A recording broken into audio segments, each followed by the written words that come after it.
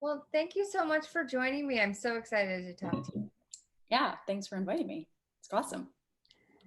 So, tell me about your gymnastics journey and how and when did you start coaching? And I guess like also mention like where you are in the world right now so that listeners will know. So I have a gym in Rockville, Maryland, which is it's right outside of DC, north of DC. So and I've lived there my whole life. So I trained at a gym in Montgomery County as well. I started teaching when I quit. So I quit. I had a pretty bad elbow injury that got to the point that I couldn't. My body was not interested in doing gymnastics anymore. But I still absolutely loved the sport, and so I started teaching.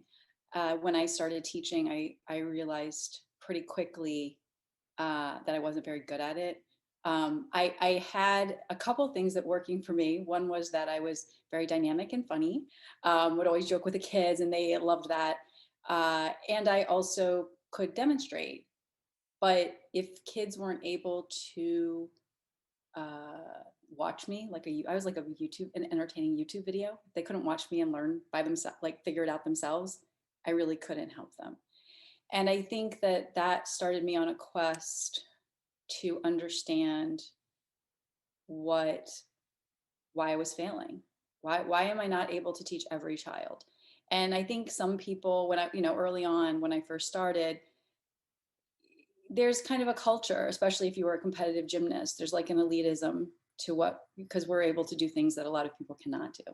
And so kids would come in, and if they were incredibly untalented, we would just say like, oh, this probably isn't the sport for them. And I think over time, I would meet kids who couldn't do it, but who were so passionate and wanted it so badly that I had to figure out how I could help them. I had to. So, and I wasn't always successful. It wasn't like, oh yeah, then I figured it out. No, I'm still learning. It's been a long time and I'm still learning. And I don't always make the best choices. Sometimes I overcorrect, sometimes I undercorrect. And I think what I've learned along the way is there are so many, there are different aspects to teaching that not everyone ascribes to. Um, but when I think about it, there's the physical aspect in gymnastics where I think some people call it athleticism. I think uh, I don't call just the physical build athleticism, um, because I think that you can change that. I think that you can build a body, which I've done. I had a girl who her feet were turned out completely and her shoulders only open to here. Uh, but she worked really hard and she loved gymnastics, and she ended up winning level 6 states. She was amazing. And if people walked in 2 years after when they first saw her, they would say she's not a gymnast. And 2 years later, they would say that's the perfect gymnast. So I believe that all around gymnastics can be built all around. It's not, it can be born. Of course it can be born. I mean, I had a kid, she just could do a 90-degree arabesque. Like she could just lift her leg up, all 3 splits from the day I met her, perfect bridge day I met her, learned a back handspring in 2 weeks. I mean, she was insane. Giants would learn, basically played around with giants and perfect technique always. Um, and you'll get kids like that. But I don't, I think that there's always a little tweaking that needs to be done. And some kids just don't have that physical. And then you have the mental aspect, which is, do you understand the mechanics? Do you understand the movement? Do you understand from a theoretical perspective how the movement informs the next movement? And then on top of that, you have the mind body connection. Now that's what I consider athleticism, where you are able to have your body do what you want it to do. And that's trainable too. That's trainable too. It takes time, but you can really work on those neural connections and get your body and strengthen your body's ability to do what you want.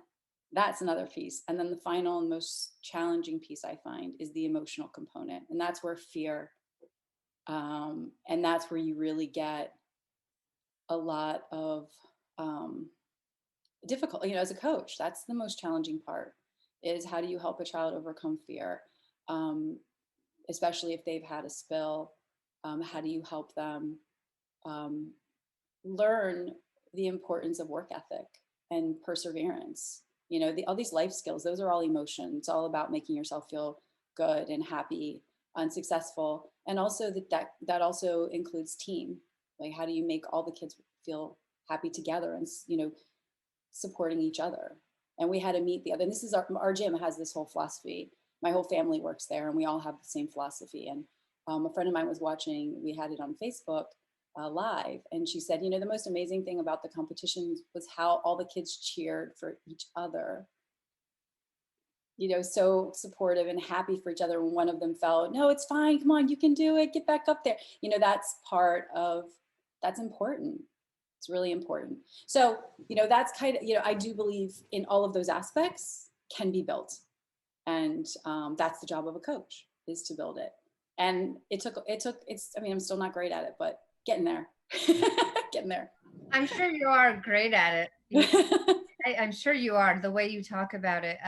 There's so many questions I want to ask, but the first thing I want to ask is, how did you really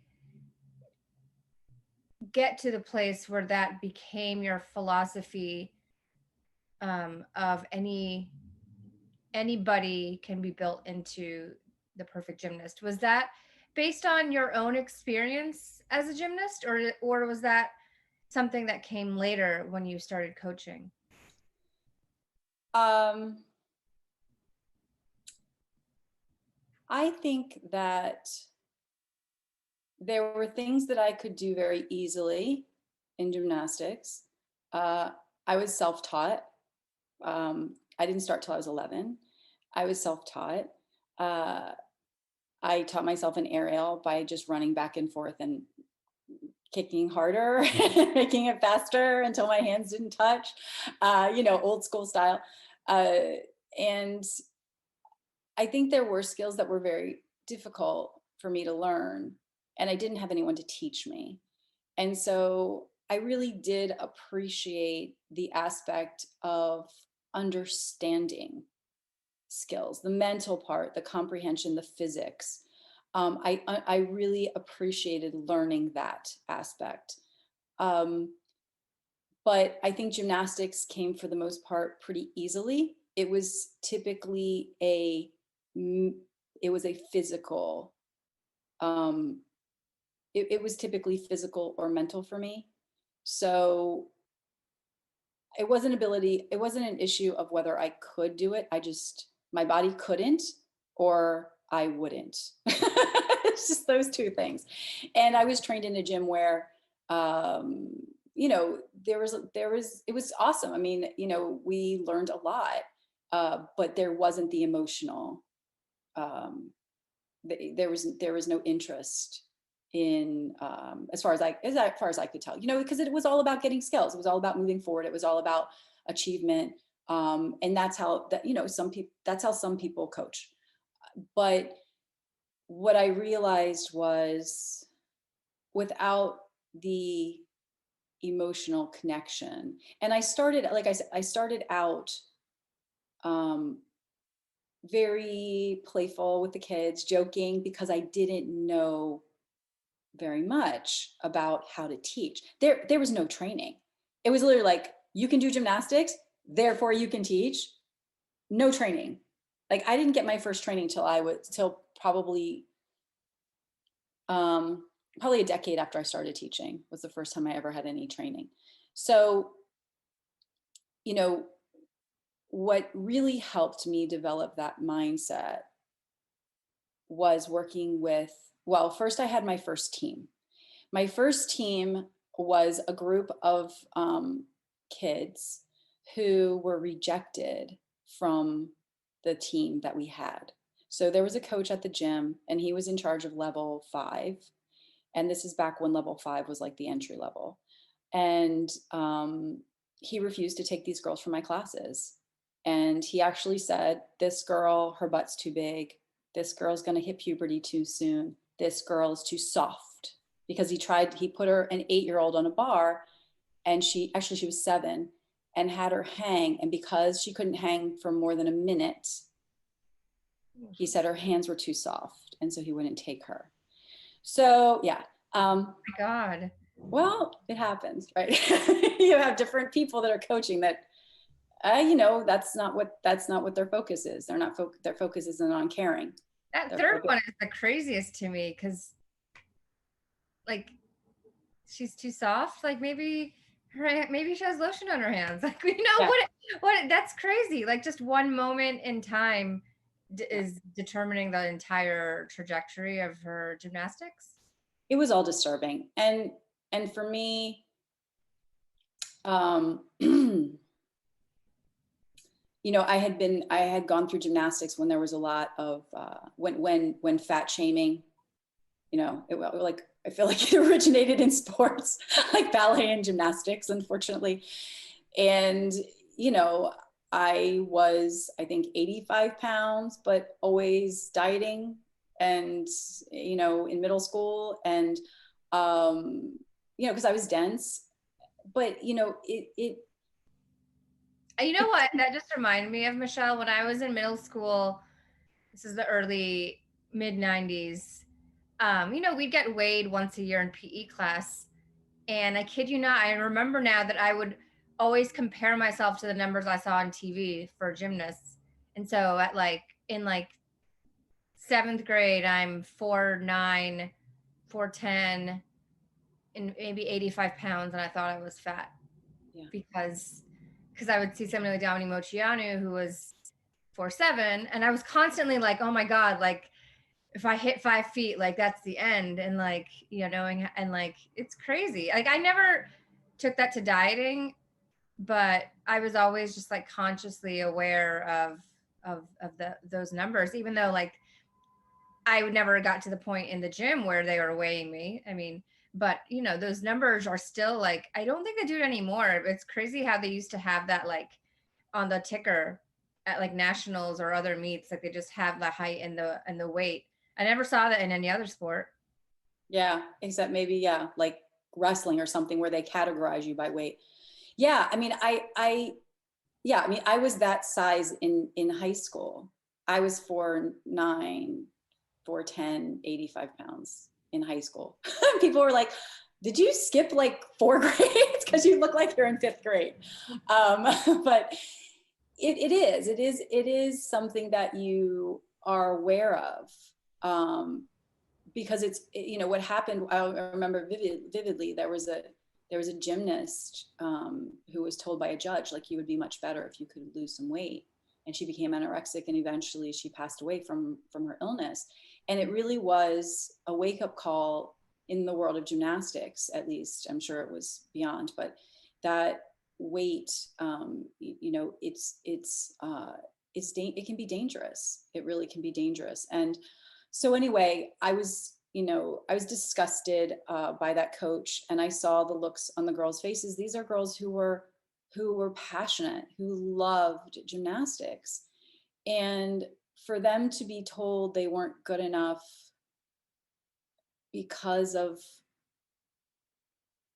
their bodies or their strength, like their softness or whatever. I went to my old coach, who was the owner, and I asked her if I could start a team, because I said, I'll take them. If no one else will take them, I'll take them.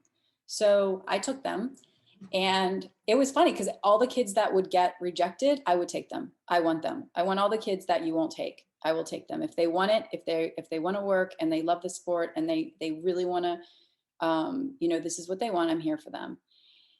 And so it grew to be 17 girls. We did level 4, which back then was rec. It was kind of different back then. So they did level 4, and they did great. They did so well, and they were ready to move up to level 5. Well, there became the problem, because we couldn't have 2 level 5 teams. So I went to my my boss, and I said, hey, they're ready to move up. And she's like, she called me Mickey. She's like, Mickey, you can't, we can't have two teams. And then it's like, well, what's going to happen? I can't let them go with him. The guy's a monster, like he'll never accept them. And then how does that make them feel? All their hard work. So I ended up leaving. And I'm a pretty loyal person. So for me to leave, it really was because the girls we all needed, they needed to go. And I needed to go with them. So we ended up leaving. So you all lived together? Yeah, all except one. The one girl that didn't leave, the reason she didn't leave was because the gym was, so she lived with her grandmother, and I used to go up and pick her and her grandmother up and take them to practice every day. And because the gym was so much further, I couldn't do that loop anymore. So sadly, she kind of got left behind. But I just couldn't make that trek. So anyway, so the whole team came, yeah. So all of them except one who wanted to, but I couldn't drive that far. This was in Maryland at the time? Mm-hmm. Yeah. Do you remember what year it was? What year was it? 95? That was like literally the one I was like circulating in preteen. Gosh, I wish I'd known. Like the internet really wasn't that big back then. I'm like, I would have found you. I would have been like, I'm moving to Maryland. That's the coach that I need. Well, we had an amazing time. I'm still in touch with so many of my former gymnasts, and it was amazing. It was amazing, and it was really a learning experience for all of us. I was a new coach. I was still learning. I wasn't the best at knowing I didn't know the mechanics very well. But man, like I knew how to build flexibility, and we worked on splits a lot. I'm like, you guys all have to have all 3 splits. Mm-hmm. We had split boards. Like these torture devices. So it's a board. Actually, my coach's dad made them, I think. Anyway, they're boards that are like this. Mm-hmm. Okay, they fold, but they have feet. So when you open them, they're like hyper splits. Oh, wow. And they're narrow. They're like this narrow. They're like a beam. So you're doing splits on the hyper splits. This is where I kind of had, it didn't all flip at once, right? So I was still pretty aggressively coaching the way that I was coaching with a little baby heart.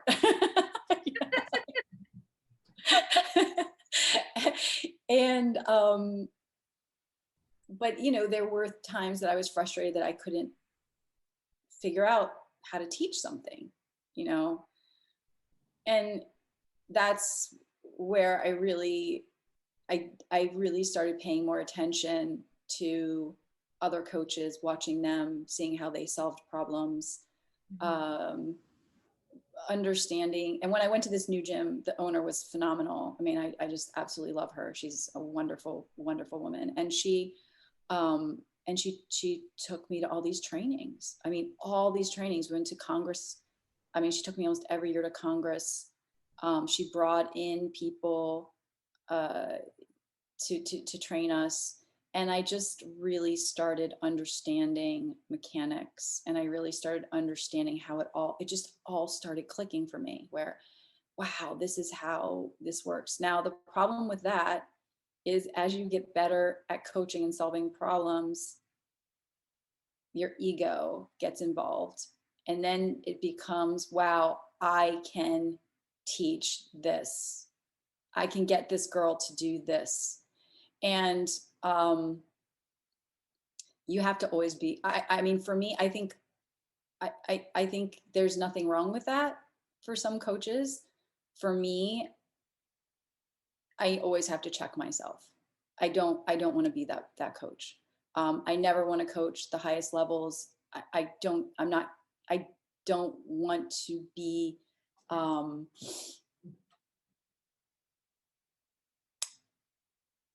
that's not what it is for me, I guess. You know, when I was younger, when I was coaching, my daughter and I went to a training, like a IGC, which is like international, the summer camp. And an Olympian was there. And I'll never forget it because my daughter got to meet her. It's a picture with her. And I said, "Oh, wow, how'd it go?" She's like, "It was so confusing." My daughter was young. She was probably 7. And she said it was so confusing because she told us, like, essentially, she didn't have any friends. She wasn't happy. Gymnastics, like, it was this really sad, and I don't know if there were adults there. I don't know how it came about, but when you think about it, so people take from gymnastics very different things. And many people are so happy by their experiences, many people. And but many people aren't. And I think it comes down to what their needs are. So I'll give you an example. I do a lot of private lessons right now. One little girl, all she cares about is being on team. That's it. There is no need to emotionally support her in any way. I mean, if I tell her to do something, she does it. There's no helping her through fear. There's no coddling necessary. She literally just is like, "I want to be on team. What do I need to do? You need to do this, fine." Like, she does it. No complaint. It's crazy. She's like, it's absolutely crazy. So, and you'll meet kids like that.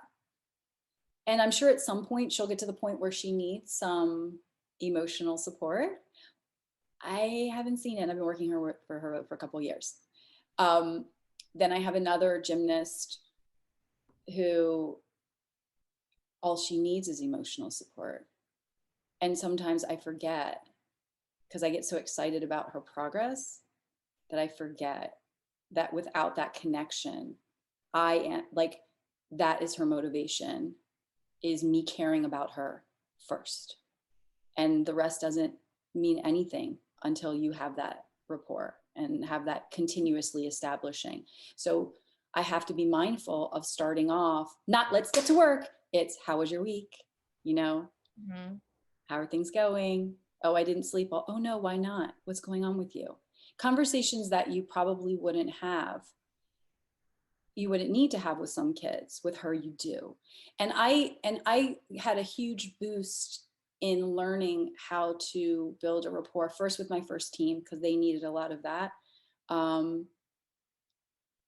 But also, you know, from my competitive kids, like, you don't need to push them to be there. Like, they're there because they want to be there, right? Mm-hmm. It's when you get kids who don't want to be there, if you can imagine. Um, and so when I started working with kids with special needs, that was a huge awakening for me, because a lot of the kids I worked with didn't even want to be there. And I have to convince them this is like something they want to do. Mm-hmm. And it is really the rapport of working with them and making them feel happy. So how can you make them feel happy? By, yes, success is a wonderful thing. But so, but that rapport is even more important. And so that kind of all has been, fortunately for me, lessons that I have learned throughout my journey. And it really is that combination of those 4 pieces, you know, which is the physical, the mental understanding, the mind-body connection, and then the emotion. That, you know, every kid requires some variation of those 4 elements. Mm-hmm. And to be a real coach, I think it's really understanding what the needs are, and really making sure that you are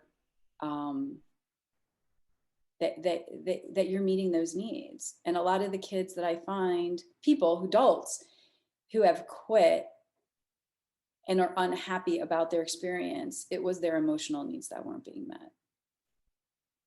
You're not going to hear, "Oh, I didn't learn this, so I quit." It's, "I'm afraid, so I quit. I didn't feel cared about, so I quit." Yeah. You know what I mean? Or even if it's like, oh, well, I want to, there are kids that are like, I'm going into high school and I want to try different things. That's amazing. That's a great reason to stop. Mhm. But it shouldn't be because you're afraid. And it shouldn't be because you're unhappy. Mhm. When you build that emotional rapport, or build that rapport so you understand the emotional needs, like I'm curious about how, like with the gymnast that you said doesn't need any emotional support because she doesn't have fear, like it's like she just does it. Um, like with her, well, it to me, I could be wrong, but it sounds like it might be less obvious that she doesn't need it because maybe she likes talking to you and likes having that Oh, she conversation. literally doesn't talk. Oh, This is the crazy thing. oh. Like I'm like, can you speak? Do you want to do, I'm like, do you want to work on this? She's like, I'm like, words, Oh, words, okay. words. Good. So it's and her mom's always there. It's funny. Like it's not in a bad way. It's like, hello, are you gonna, can I hear what you say? Yeah. Yeah. So she is a really awesome kid. Like but very quiet, and she just wants to get the skills. And she's very beginner, so she can't do a walkover. So we work on bridges, we work on straightening her legs, we work on we do trampoline, but she's at a very, it's not like she's doing back handsprings and there's no fear. Like we haven't gotten to a point where there's much to be afraid of. But she'll do these obstacle courses and the blocks are 12 feet off the ground and she has no problem climbing to the top Mhm. and jumping down. And she's literally, like she's teeny, she's 4 feet high. Mhm. So she doesn't have fear yet. So, and she doesn't, I encourage her, but I haven't had a situation where I see on her face that she's upset, that she's, I'm always looking, I'm always paying attention. Um, and her mom's there, joking the whole way. Okay, well, let's, good, and it's like, good job. It's good job. Or, okay, now try this. It's a little different, but that's just how we do things. And so we'll do strength because she's very weak. So her seat drop on trampoline is problematic because she's so weak in her core. So we work on things like that, as simple as that. So it's Mhm. not like she's not even at the level where she can be on pre-team yet, but she wants to go to team. She wants to compete. Right. So I think that's why. So you also have to think about like, where are they? But I've had children, I did lessons with this girl who had vision problems. So her depth perception was so off that if she was off a block this high, to her, it would look really Oh, high. So she couldn't gauge distance. And so her mother brought her to me because she was afraid of, her mother said she took gymnastics. She put her in gymnastics. She was 6. And the teacher put her on a bar to hang and she screamed and freaked out and she wouldn't go back. Yeah. So that's more the type of issue that I want to figure out what's going on. Why are you terrified? And so it turned out that she didn't feel comfortable being off the ground because she couldn't gauge where she was. She didn't feel safe. And so it was a huge process of figuring that out. But man, now, oh my gosh, I don't work with her anymore. At a certain point, you want to switch instructors because you want different people to have input. And so, but she'll jump off before she was still with me and she would jump off a block like 4 feet high, taller than her because she was teeny. She was really small. And she'll do pullovers on bars, forward rolls on bars. This is nothing. She wouldn't even touch a bar. So, but it was a process of really taking the time to understand why are you afraid of this seemingly for you and me? It's nothing. And that is an element that it took me a really long time. And that is another skill in and of itself, is trying to problem solve for the whys. Like, why are you scared? And that's that, you know, fear, what I find is also, it's really one of my kind of like tricks. If I have a kid who I'm having a hard time bonding with, particularly children with special needs who are having a hard time bonding with me, I put them up on a block. So I put them up on a block and they're like, help me. And then they need me. Uh-huh. But that helps them learn to need people if they're on the spectrum and they're not used to that connection with people. Mm. And you teach them to use you. So I will use my arms to make a ladder. There's no step. I'm the step. You need me to get up. So I put my knee down. They can do, would you like to use my knee? Yes, you can use my knee. Would you like to use my arm? You may use my arm. So they're forced to rely on me to get what they want. And that's a bigger context of how humanity works or should work. And so it's this small little exercise to you know, change, hopefully change the way that they see other people, to develop that social you know, that social need that I think makes people happy. Yeah. Yeah. I think that's super interesting because I don't remember ever having experience when I was young where it felt like you were supposed to need your coach. Like that was a good thing because of course my recreational journey as a gymnast as a kid was definitely kind of similar to the gym that you first mentioned, except there wasn't a place for like rejects to go. We, we were just kept in pre-team forever unless there somebody's parents like mine were like, hey, like how come like she really wants to move up? How come she's not? Like what are the skills keeping her? And for me, it was like, oh well, she's over 10 years old, so she never had a chance because I started when I was after 10, when I was 11 at that gym. But I always just my memories of doing gymnastics as a kid were, you know, like I felt like a burden to the coach. Like that exercise you just mentioned of, and obviously like I, you know, I was old enough and didn't necessarily need that level of walking you through it. But I mean, in a sense, I wish I had been taken through that type of drill because, like I said, it was like, okay, let's just focus and try to learn the skill as much as you can from the verbal description of it, or maybe another gymnast um, doing it. And then like the coach is kind of seen as like a crutch, like the last resort, like, okay, if I have to spot you or catch you, like, but it wasn't seen like as a good thing, like needing spotting, even at that level of like, you're not going to go anywhere anyway. But I'm like, looking back retrospectively, it was like spotting was like something you didn't aspire to need. Mm-hmm. Yeah. Yeah. And I think that spotting, I love spotting. I mean, the hardest part, I teach a lot of Zoom classes, and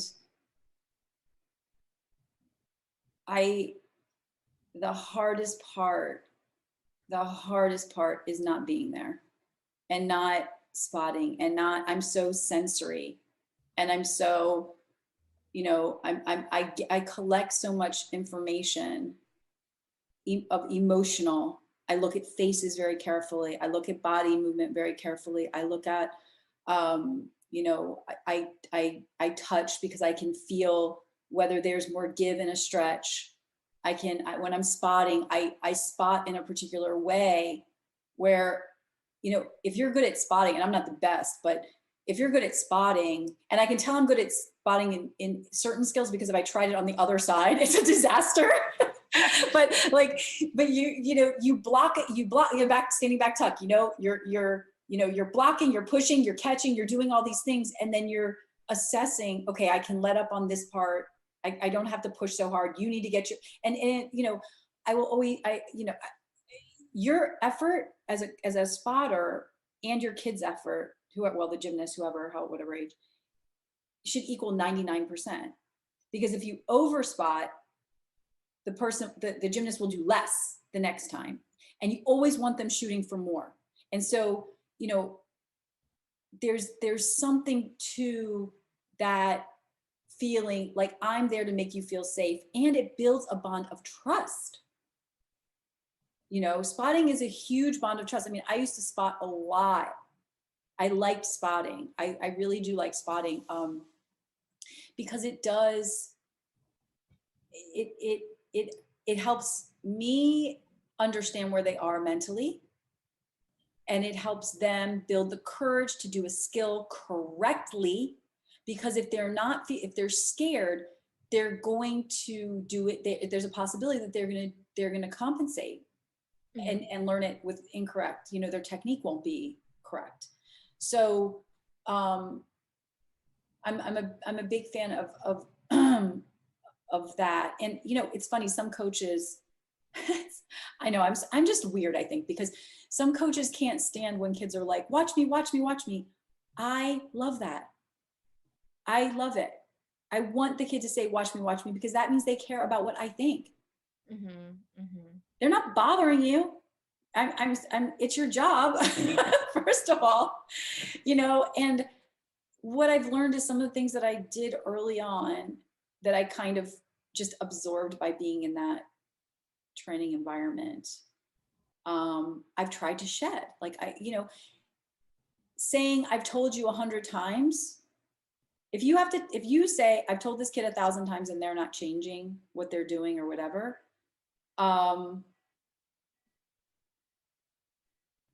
then maybe you should think of a different way to explain it. You know what I mean? Yeah. Yeah. And I'll catch myself doing that. Well, I'll say, so now what I do instead, and it happens a lot on Zoom. I'm not there to straighten their leg. I'm like, straighten your leg, straighten your leg, straighten your leg, squeeze, squeeze. Okay, everybody stop. Let's do some squeezing exercises so that they can start to just in isolation understand how it feels to tighten your muscle in a way that locks your knee. And that's challenging too, you know? So there are a lot of elements that I think people just pick up from when they were coached. And I think reflecting, it really is a balance. Some of that is good. Some of that pushing and focus, like, oh, you know, pushing to overcome fear, pushing kids because you know they can do something and wanting them to do it. There's something to that. And I do have really high standards for my gymnasts. My gymnast would say, like, you always had like, you held us to the highest standard, but you also helped us get there. And I think that it's a balance. It's a balance. And you'll find, you know, every coach is different, and they have to, and it's an evolution. Coaches typically aren't the same. They evolve as well. But my concern would always be causing harm. I don't want to cause harm. I want to help teach kids when they, at the end of the day, what I realize is all the kids who now, they're not kids, they're married, they have children of their own, and they contact me. It's never the skills that they remember. They don't remember the skills. They remember how I made them feel. And that's what carries them through their lives.